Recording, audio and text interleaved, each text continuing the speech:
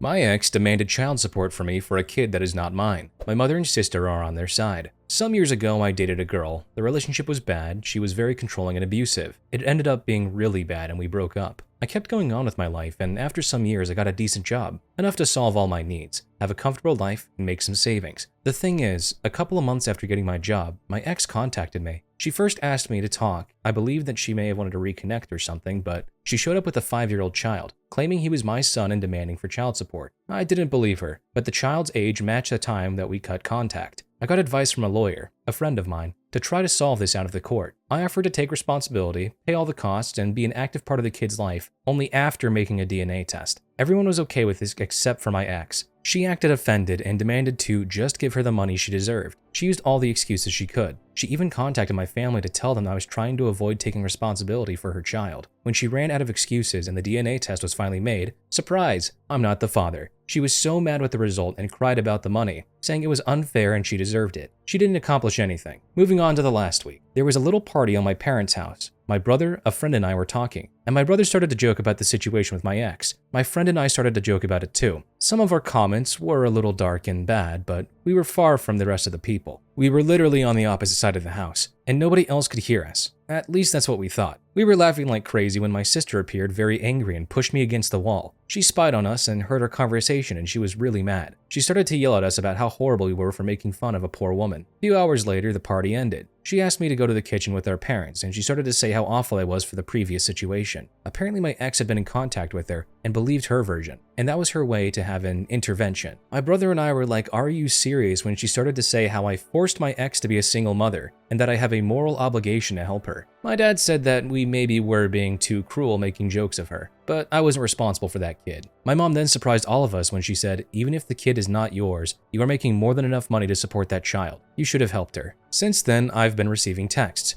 My dad and my brother are on my side, saying I'm not responsible for her, but my sister is telling me how horrible I am for ruining their lives. My mom only said, "It's your decision and I respect it. I'm just very disappointed that you ended up being so selfish." I'm aware that she doesn't deserve my money, and I'm not planning to give her any, but the constant harassment of my sister trying to guilt me is just exhausting. OP absolutely does not owe anything to his ex, especially since he took the DNA test and it didn't match. That kid does not belong to him and is therefore not his responsibility. Update. It's been a while. After my last post, I read all the comments and decided to show them to my mother. We had to talk about the situation. Again, she started on my ex's side, but after reading the post and all the comments and opinions, she realized she was wrong. I think the thing that hurt her the most was all the doubts about if she cheated on my dad and I wasn't his son. And I think that was the reason that she was on her side. We had a very long conversation. She told me that she believed my ex because she was so nice and kind with her, and that she decided to not believe me when I told her all the things she did to me during the relationship. Because a good girl like her could never do something like that, so I must be lying. After that, she apologized to me. We're good now. On the other side, my sister. At first, she decided that she wouldn't talk to me until I take responsibility, but after some time, I talked with her. She is totally on her side, even after showing her everything. She said that none of that matters because a woman's word goes first, and that's all the proof anyone could need. Also, she said that even if you are not the biological father, you have a responsibility with her, so you need to be man enough to take charge and start acting like a real man. She was a lost cause. About my ex. I did some research and I found out that shortly after we broke up, she started dating another guy. Or maybe she was cheating on me with him before. I'm not sure. They broke up some weeks after and she had multiple dates until she found she was pregnant. I also found that she had been trying to find a father to her kid for the last 2 years, and I was next on the list. But it looks like she's desperate now, because she was never aggressive with anybody else before. Now the reason of this post. A few days ago, my ex and sister came to my workplace. They made a big sign with my face that said he abandoned his child and irresponsible father. They were starting a whole bunch of drama and saying things that weren't true. Their intention was to shame me and use the social pressure to force me to take charge of them. They literally said it. To not make my story too long, they were taken out of the place. I still had problems out of it, even after showing all the proof and legal documents that what they were saying was false.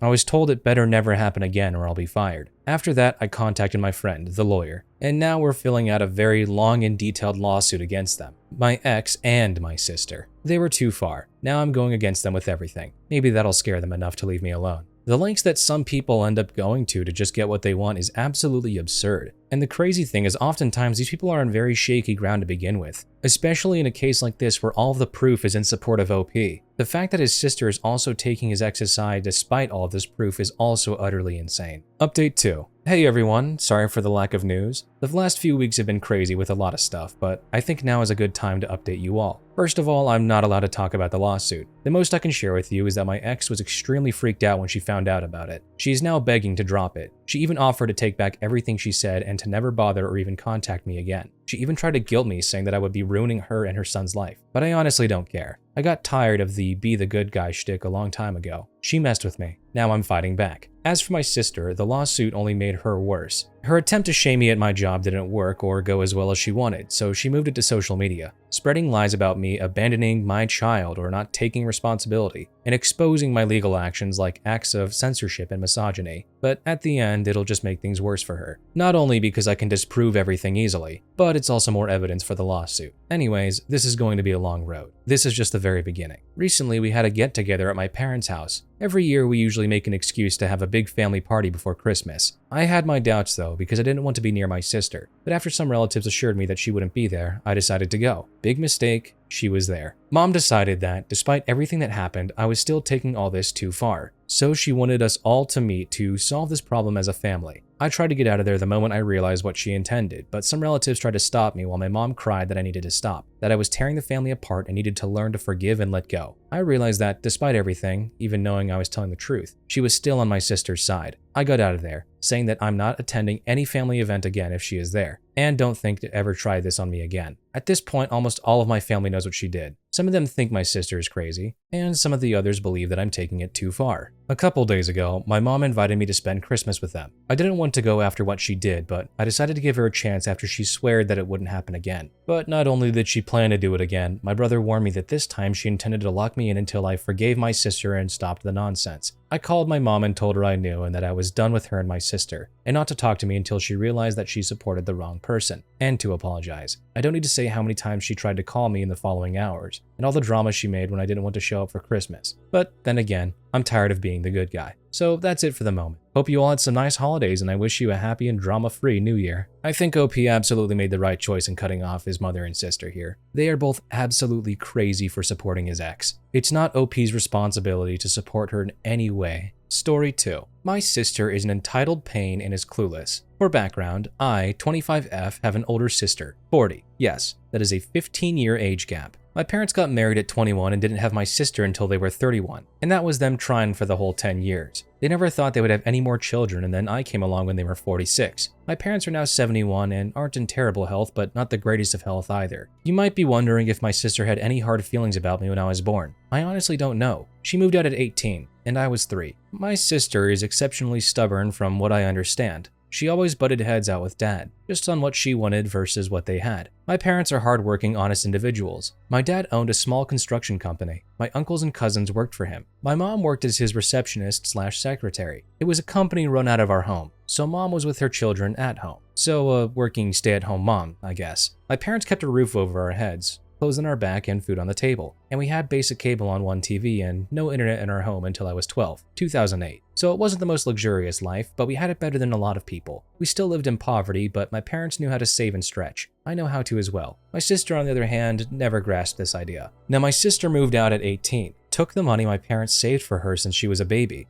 It was only about $7,000, but it would have been enough at the time for a semester at a state university and a reliable used car. Did she use the money for that? No. She used it to get an apartment, which was fine, but she assumed this was enough to live a year on without getting a job. She went through it in a month. She didn't want to get back home because she thought her home life was horrible. She couldn't have a TV/VCR in her room. She couldn't have a cell phone unless she paid for it, which at the time was kind of expensive, $19.99. She couldn't buy the clothes brands she wanted. She couldn't buy all the CDs and VHS tapes she wanted. You get the idea. She thought that Daddy should give her everything she wanted. So she moved in with her friends and kept couch surfing until her friends got sick of her. Now, you have to remember I was a small child and don't really know all the details, but this is kind of what has been told to me by family and family friends. so my sister finally got a job. It's a minimum wage job that she thinks is below her, but she now needs the money. From the time I was 3 until I was 13, I saw my sister once a year, at Christmas. She wouldn't bring any gifts for us, but expected at least 3 of them from each of us and would get mad when we didn't, or if they weren't good enough. She would ask to borrow money which my parents didn't have, and all the extra they had they wanted to save. She never acknowledged our birthdays, but we had to send her gifts and call her, etc. She didn't want to see us on her birthday. She had to celebrate by getting drunk with her friends. When I was 13 and started babysitting to add to my savings that my parents had started for me, like they did my sister, she started calling to talk to me and asking me for money. Now,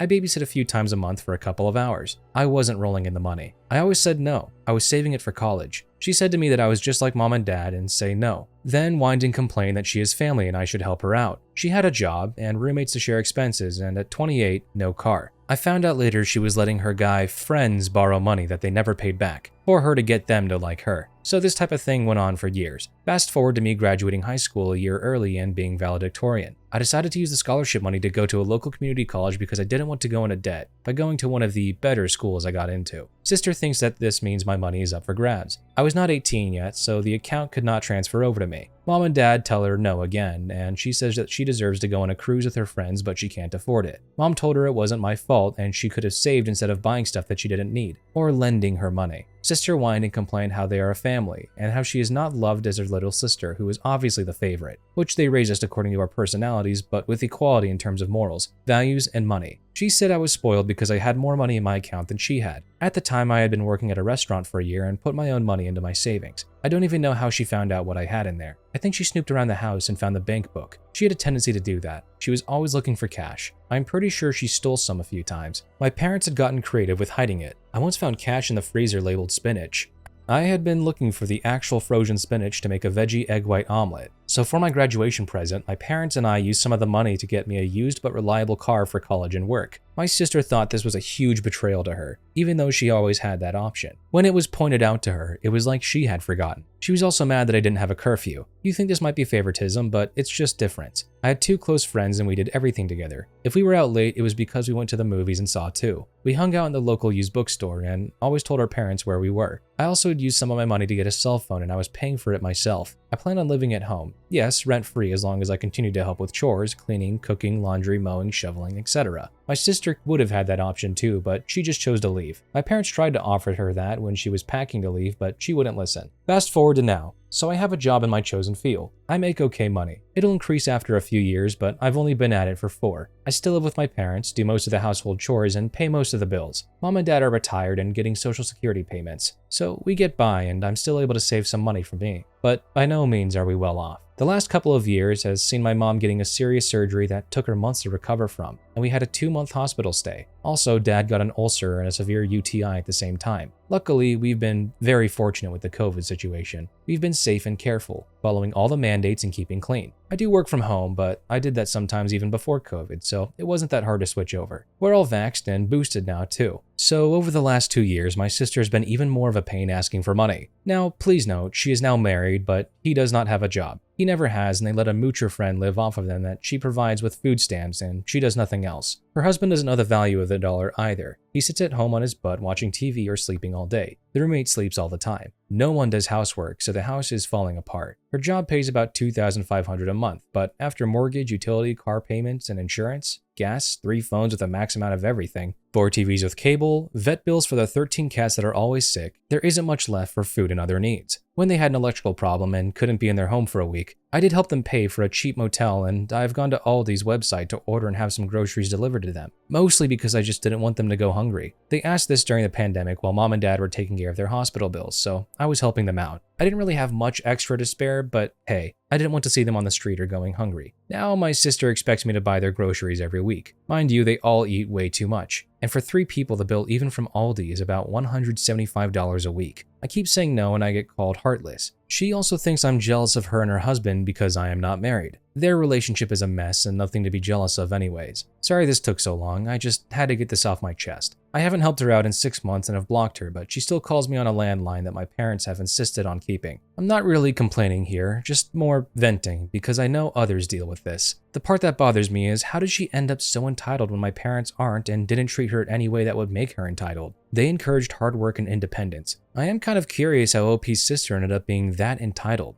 She sounds really horrible. I hope that OP doesn't waste any more money on paying for her stuff. The way that I see it, OP's sister has two options. Either 1, become a better person and somebody who actually contributes something to the family, or 2, keep to herself and stop bothering her family. Because either way, her behavior is not acceptable. Story 3. They dropped her off at my house. Rant. Wasn't sure where to post this. 4 days ago, I made my account and contemplated asking if I was horrible for something. My half-sister had called me, crying, saying our mother kicked her out, and she really needs her sister. I hung up the first time, and then she kept calling and texting. I told her we're not actually sisters and I wasn't driving 6 hours to pick her up, nor was I letting her stay with me. I've been getting non-stop texts and calls from my maternal family since then. My maternal grandmother, the only person I've stayed in any contact with, pretty much begged me to be a good sister and let half-sister stay with me. She told half-sister I have my own house, gave her my number, etc. I've blocked my grandmother and everyone's saying that I should be understanding because we've both been abandoned by a mother. It isn't the same. I told my grandmother this, but she doesn't seem to be willing to acknowledge that. For context, half-sister and I are exactly 9 months apart in age. She was the product of an affair, and my dad stayed with my biological mother until I was 5, and told him she kept bringing a man around when he wasn't home, her affair partner, and half-sister's biological dad. Dad divorced biological mother and gave her the house in exchange for removing his name from half-sister's birth certificate. Biological mother lost custody of me when I was 8 after abandoning me because affair partner didn't want to bring a child that wasn't his to family gatherings. Dad tried to keep it civil so I could have a relationship with half-sister, but she was a mini affair partner and never viewed me as a sister. I didn't like being around her, so my dad never forced me to. Biological mother, affair partner, and half-sister moved out not long after this. Biological mother had been in childcare and lost her job because no one wants to hire you to watch their kids when you abandon yours in the middle of the night. I haven't seen half-sister in 17 years. I don't know what she looked like until I came home today. She was sitting on my porch with a suitcase and a car. I think my grandmother's. She pulled off as soon as I parked. I didn't get out of the car. I was too angry to even move, and I'm still angry right now. She kept saying she needs me and started crying, telling me that our mom is awful, and her dad cut contact, and biological mom's new partner doesn't want her in his house. I live next door to my dad, so when half-sister started knocking on my car window after I just stared at her, I called him and told him what was going on, and asked what I should do. Dad told me to stay in my car and call the cops, say I had a trespasser. Which I did. I didn't get out until the cops came, and when they did, half-sister told them I agreed to let her stay and now I'm leaving her homeless. I just showed them the texts. Specifically, the only text I gave in response to everyone demanding I let her stay. No. To, you have the space. No. She's your sister. No. To, can she please stay with you? Nothing but refusals before I blocked people. When half-sister kept saying we're sisters, I told the cops I haven't seen this woman in 17 years. I don't know her. I didn't even know what she looked like. We're not family beyond sharing an egg donor. I went as far as unblocking my grandmother and calling her. I didn't even get to speak. She said/yelled, "Look, OP, I love you, but you need to get over this. She's family and she needs you, and I've told your father that you would go to hell if he raised you to be so selfish, and you definitely will because she's going through the same thing you went through." She hung up right after, and I told the cops they can book half-sister or they can drop her at a shelter. I don't care. I just want her off my property. They took her, and now I'm sitting here on my dad's couch wondering what just happened. He doesn't want me staying alone right now in case they show back up. I'm so pissed right now. I don't get it. 17 years of no contact. I only speak to my grandmother on holidays. I don't know most of the aunts and uncles and cousins that blew up my phone, but because biological mother pushed me out, I have to do what they tell me to. I'm 25 years old. I've only had my dad and my paternal family for years. Biological mother and her family haven't even done anything for me. None of them even know when my birthday is, because even my grandmother texted me on the wrong day. Not even a phone call. If half-sister needs help so badly, one of them should help her. I don't know her. I don't know any of them either. I'm not letting an entire stranger into my house. And 6 hours is too far to visit when I had surgery, but not too far to try and force me to do something. I think OP absolutely made the right choice calling the cops. And honestly, I'm glad that her father separated from her mother. Her biological mom sounds absolutely horrible. I think OP is certainly right to continue cutting contact with that side of the family. It sounds like the only things that they have to contribute are all negative in nature. Story 4. Karen gets shut down at a funeral. My mom passed away in 2011, right around the time that my paternal aunt Cookie was left by her husband after beating cancer for a third time. Now my aunt is very physically changed from all the chemo and radiation. She's gained a lot of weight, lost most of her hair, and had aged a bit faster due to a lack of hormones from having every trace of womanhood cut from her body. I have extreme anxiety, stemming from agoraphobia, so my Aunt Cookie was my safe place for the duration of the whole event, which lasted several days. This consisted of everyone being at my parents' summer house in Mexico, basically standing around, chatting, drinking, and eating everything in sight. This funeral had every family member, plus people who were aunts and uncles that I had never met in my life.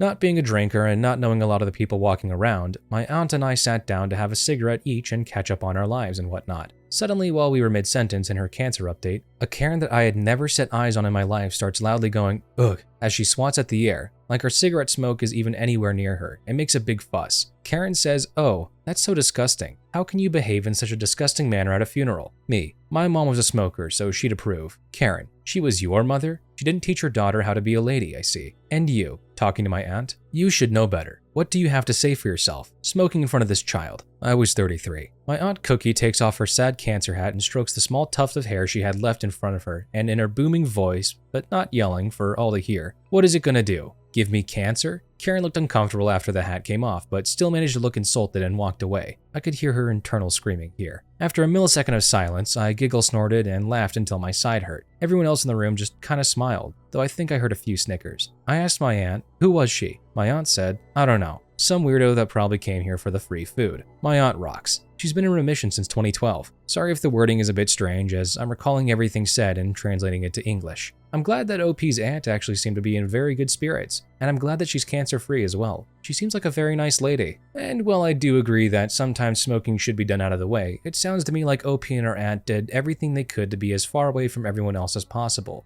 as to not bother them. So that random person absolutely should not have bothered them about it.